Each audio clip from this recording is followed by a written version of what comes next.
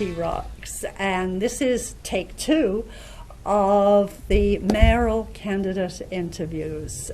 First one up is Roderick J. Owens. The other candidates will be interviewed in the next few days. Welcome, Rod. Welcome back, Rod. Thank This you. is not what any of us expected, but it's sort of nice to do a second interview. I absolutely agree. It's definitely not what any of us expected, especially not me. Right. And I definitely, it's unfortunate what happened to Absolutely. Mayor Barnes. And I'm definitely empathetic to the circumstances that she had to endure. And I wish her well in her career and political endeavors. And, but yes, it's definitely a do-over about. So now, because so much has changed, Right. what is your vision for the mayor of Newport? How do you even begin? Well, that's a great question. But before I answer that, I just want to, let's preface with, so what did I do for those, 75 days that Mayor Barnes was the mayor? Well, I finished my year of teaching. I, wrapped up coaching girls basketball. I did some more work on, in the community in Orleans County. You were up at the Haskell. Yes. I finished performing in the play that we had been rehearsing while I was trying to campaign.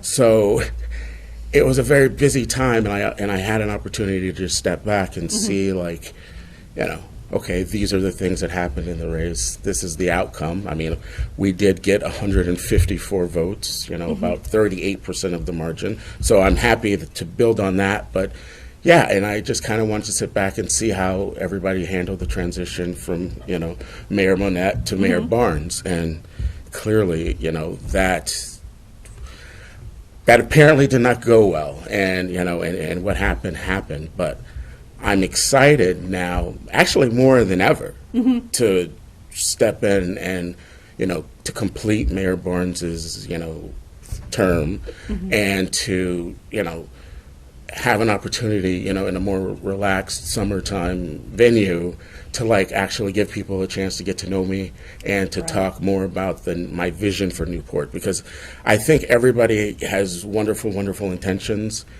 But I mean, no, we have to, assume that everyone has the best intentions involved. I believe that. I agree. It's now, how we get there. Precisely, and that's where my skill as a middle school English teacher, I think, comes in handy. Getting individuals to cooperate and to collaborate and to work together, and making sure that all the voices around the table are heard, and all the voices in our community are heard. So part of my vision, the first thing I want to do, honestly, and I've thought about this a lot, is I just want to lower the temperature. I just want to get everybody to calm down, relax, take some deep breaths, get grounded, honestly, and to think about all the wonderful things we like about Newport and about Newport City or about this time of the year. We have to start from a place of, the positive things. And then, we can circle and circle back to some discussions that have been on the table and have been festering. But I just want to shift to a more community relaxed. I mean, because we do have a lot of hardworking city employees that are out there busting their bottoms to maintain what some of us, even myself on some occasions, might take for granted. And that's partly because of what, some of the things that people have been saying at the city council meetings.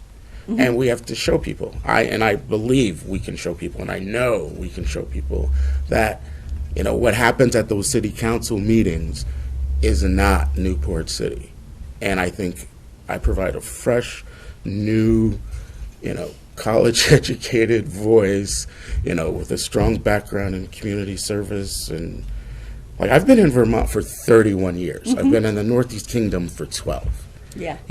So reluctant people, well, you've only been in Newport going on your third year. I'm like, but I've been in the Northeast Kingdom for 12, and that super means a lot as far as understanding the inner workings and some of the things that have occurred, including the whole, or businesses leaving Newport, or trying to get development going with new businesses coming in and making it more equitable for everybody. So no, I'm quite aware of the ongoing opportunities that Newport has, and I just it's I guess before I was already committed to running again in 2 years. Sure. Because I had to go through a lot of soul searching just to put my name on the ballot in the first place. And it was great, getting to meet Becca Ballant last week. One of the things she said to me, she goes, "Thank you for running," and I'm like, "Thank you for running too," because it was. We're glad she ran. Yes, and we both can look at each other and see the importance of our voices being in local and state politics. Right. So, yeah, I'm just wanting to build on that. So honestly, I get a do-over 3 months later, and I was the second. So you're bringing your teacher skills to coming around the table. Yes. Important. You have business skills too, correct? Absolutely.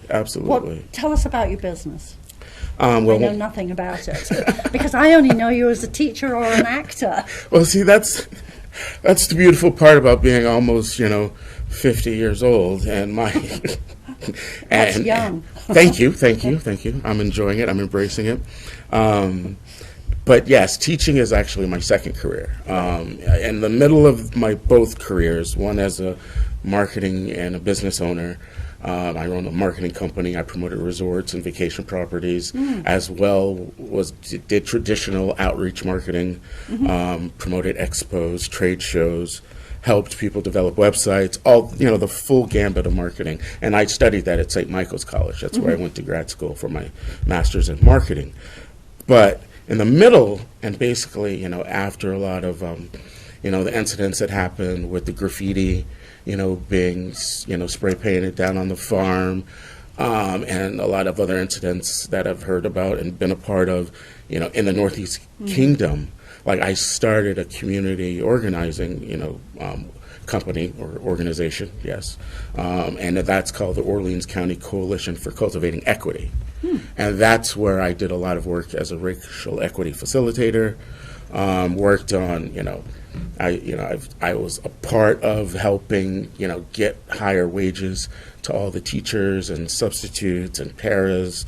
I started voicing a lot of those concerns, especially during COVID, and it's not directly related to Newport City and North Country, but even a lot of the stuff that I was doing was to try Those skills are transferable. Well, and I was trying to get, OXU, Orleans Central Supervisor Union, to come almost a little bit closer to the level of North Country, and because we're all in Orleans County, that was the goal. But and we all have to come to Newport to do business, to do work. If we need something from the state governments or the DMV, we're all, coming into Newport frequently.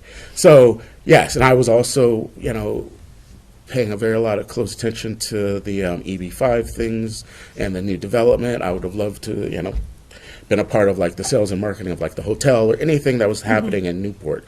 I want to be a part of building and adding business and lowering taxes and increasing tax base. I'm a very much of a positive, let's add to the equation type of person.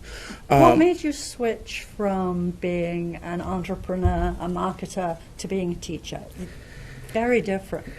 It is. It is, but it's not, because even in marketing and having, because I still have my website, resortcentral.com, I still technically have travel agent credentials, so I just never have cheap travel through you. Yes, I never have time to travel because I'm so busy, but I do, really.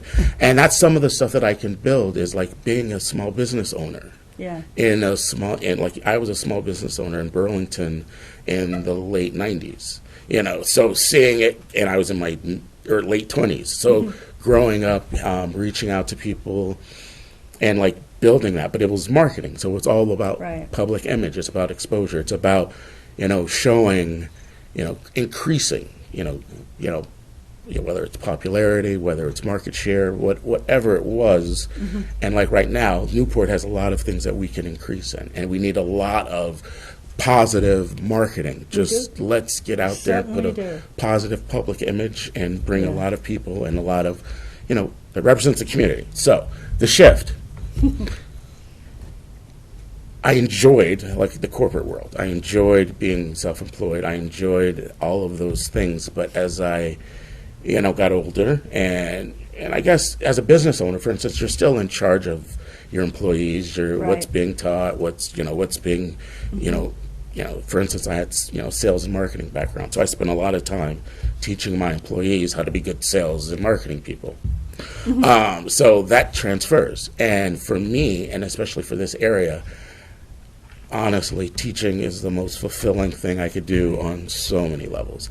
Like working as a middle school teacher, helping light bulbs go off in little kids, and it's not necessarily what I'm teaching, but the fact is I'm trying to teach them to be lifelong learners and to be constantly improving and to have a growth mindset, and not just to think, I'm in 6th grade, I just got to get to 7th grade. No. Just got to get through the curriculum. No, see, and that's where it all connects. Everything, and hopefully this month I'll prove it, but everything I've done in my life thus far has been like helping people, individuals, businesses, teams.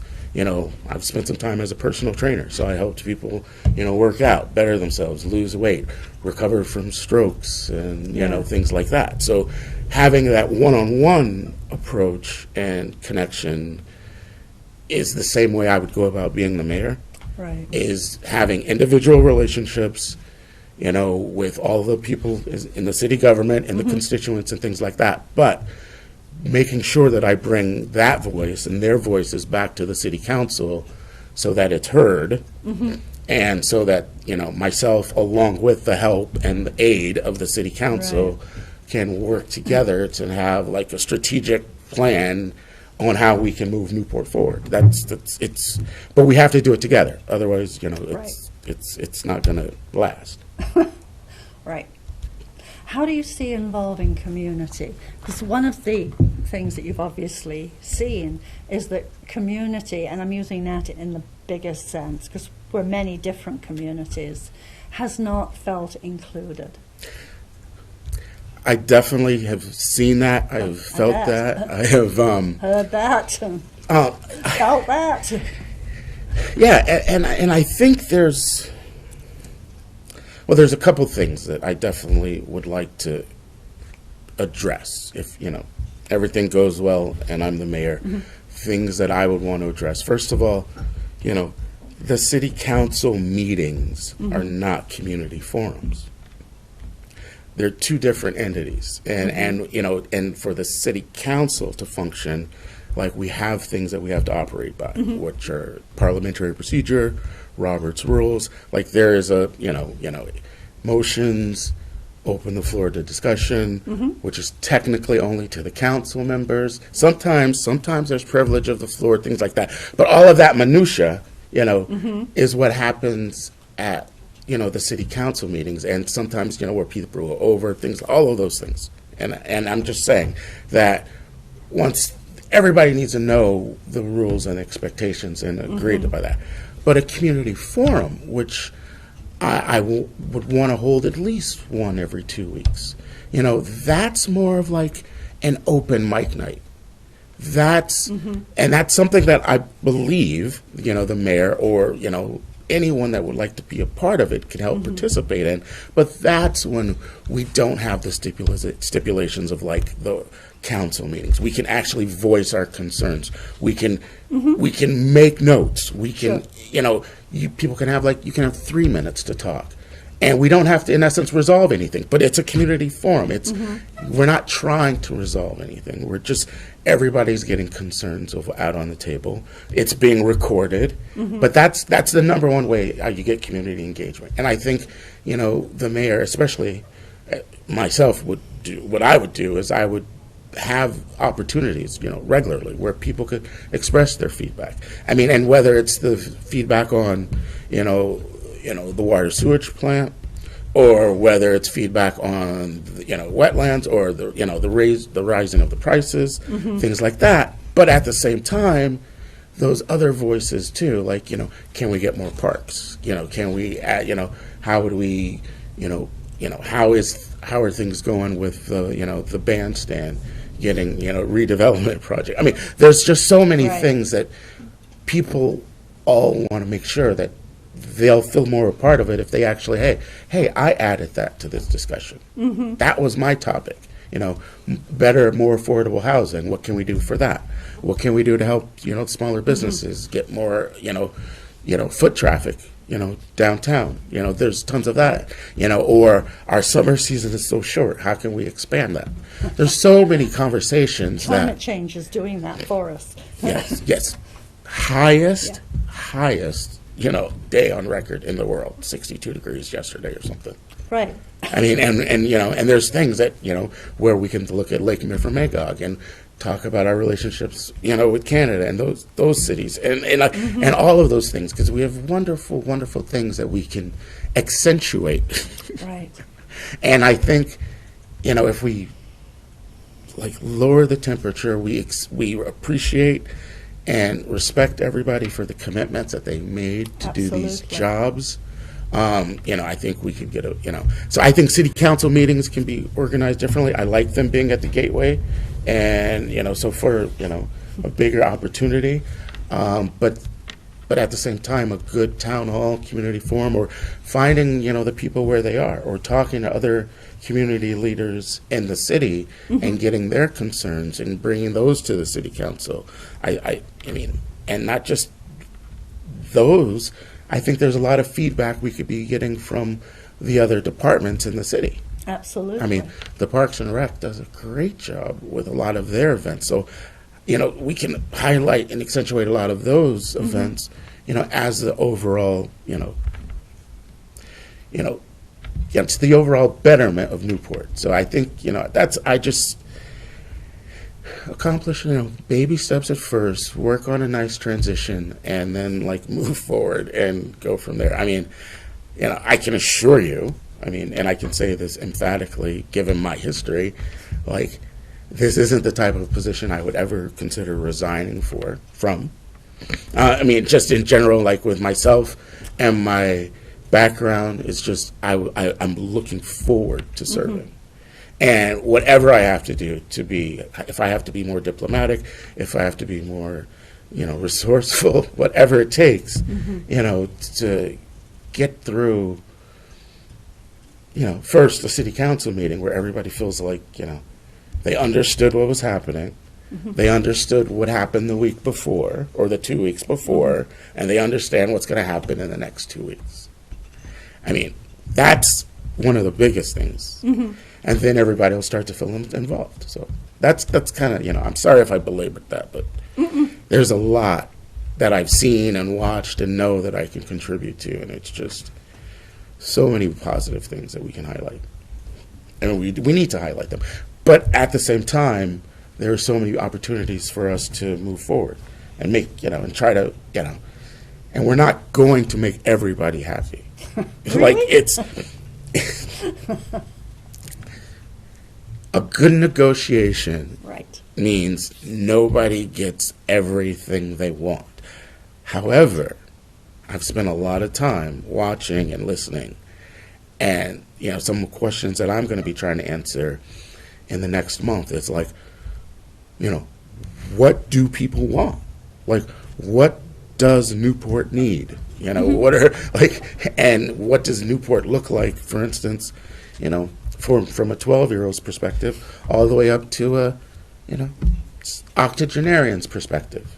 I say that to be, but from someone growing up, entering high school, thinking about staying, in town after they graduate high school, versus someone retiring to Newport.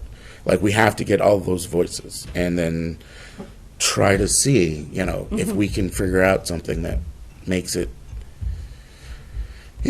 equitable and achievable Right. for everybody. Right. Because otherwise it's curves and trends are going to continue, and then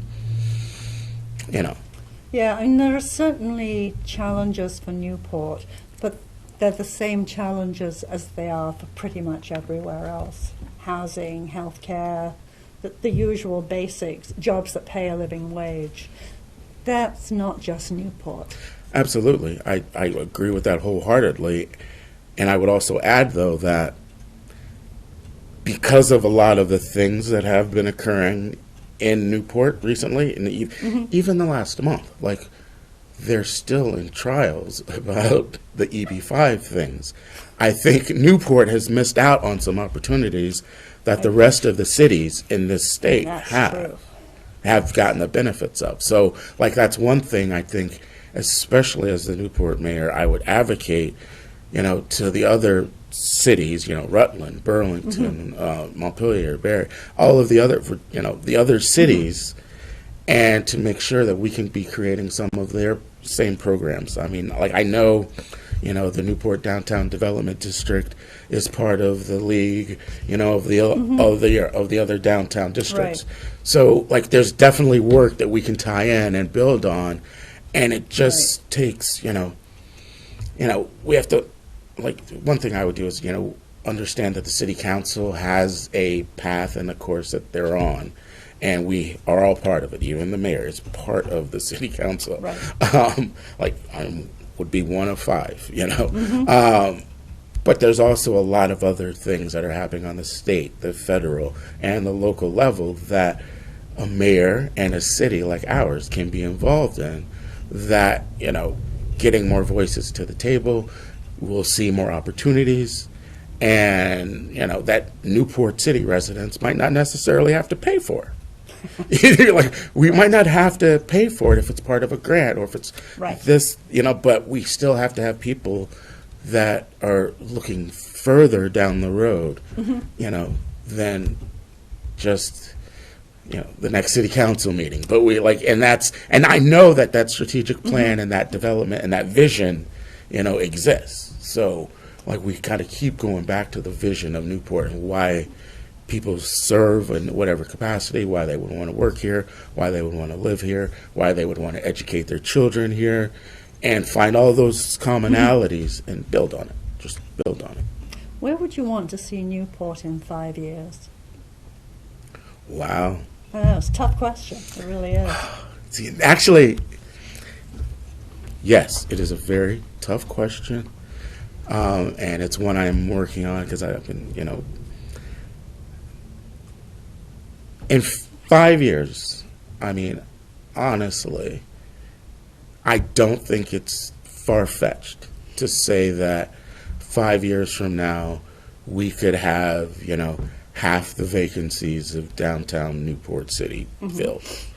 That would be definitely something on my, agenda or goal that I would want to be doing, attracting new businesses. So I definitely see that happening in a positive way over the next 5 years. I also see, us addressing some of the infrastructure concerns that we have. So, whether things are still in receivership or whether buildings are dilapidated. Better not be in 5 years. But whether things are dilapidated or not, there's still things that we can do to, to beautify, the fences or the or the glass, or there's so many things that we can do to not detract, while we're in this growth phase. I definitely feel like, there should be a lot more community-based organizations. 5 years from now, I would love to see like a Boys and Girls Club, or a United Way, or a very nice neutral-based community organization like YMCA. There's things that we could build and attract, and and Newport's ready for it. So the same way we're recovering, this is 6 years since the EV. We could go 10 years after that, where we now, businesses that wanted to come in that couldn't, maybe they have an opportunity. Maybe there's more affordable housing being built. There would be. And I think there's things that we can do with our partners, like with Rural Edge and things like that. And as well, there's there's a lot of things from the ARP funds and the ESSER funds that will have gone and been disseminated from the schools and the municipalities into the community. So no, we're definitely on an upward slope, and and I think it's all absolutely doable if we all have a positive growth mindset and understand that what we're doing is for the good of all the people in Newport. Like, that's one of my slogans that one of my friends helped me come up with. It's like, everybody wins with Owens. Like, and that's not because I can somehow and that's not because I'm going to put my thumb on the scale or anything. Right. I'm going to work, to achieve that community. And okay, what does winning feel like for you? What does winning feel like for you? What does winning feel like for you? And then somehow coming up with a great opportunity, whether it's a stew or whatever, whatever metaphor we want to run with, that everybody feels like they're a part of the solution and that their concerns, were heard.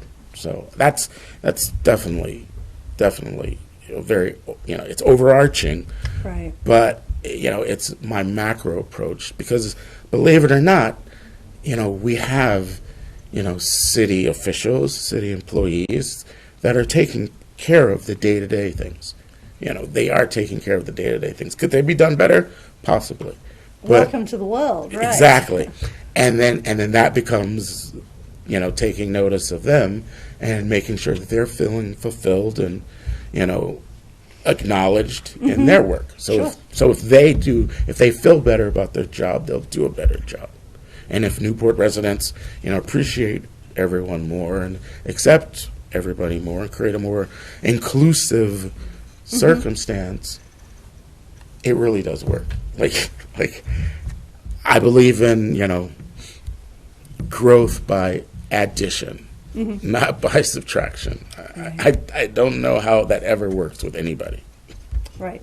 If we get more by removing voices from the table. Right. And I definitely agree with what you said earlier. This is a much better opportunity. Having a second election, in the same year, a special election, Right. is much better than, leaving it up to an appointment. And the stipulations would have been different too. Sorry, we're talking about something. Yeah, and actually that piece, that was you and I talking before we went on camera, so I'm going to clarify that. Yes. And what that was about was, should this election be decided by appointment or by election? Right. And citizens fought appropriately to have this done by election, because it should be, whoever is in this position or in any city position should be by election.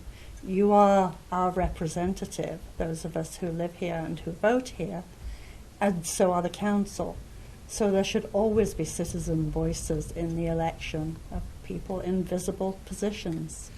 Absolutely. So the good news is we are having an election. Yes. And I think it, as you said earlier, I think it absolutely, creates the best scenario for me, because I was the runner-up, to Mayor Barnes. Right. She got 42% of the vote. I got 38% of the vote. So that translated to like 230 to 154. So I have thought about those, votes that I left on the table. But, a lot of people have asked me, you still want to do this? You still want to run? And I was like, well, yes, because I want to run for like the 154 people that, believed in me, even though they probably knew a lot, very little about me at the time, but could see, the things that I was presenting. So no, I owe it to them to run again. And you always want an opportunity to, to do better and to get your vision out there. So yes, I am excited. Although I was going to write an essay, and as a graduate of the University of Vermont with an English degree, I was very much looking forward to, writing an essay. I'm sure you were. I did not want. No, I did not want the my candidacy as the mayor to depend on it, but Right. as an English major, I owe the University of Vermont to always write an I will essay. bet you can find those writing skills at home in many other ways. You do not have to write an essay for Yes. this job. Yes, and this is I'm going into July with a lot more relaxed schedule. Yeah. I'm excited for the events that we have planned. I'm excited to literally go out and meet people and to shake hands and to visit businesses. I mean, because that's another thing too, Pam, that I want to talk about as well. Just only 471 people voted in Isn't that March. sad? Yes, that's really, really, really disheartening and sad. And only 471 people voted. And I think we have a possible voter base of like 4,000 people. Correct.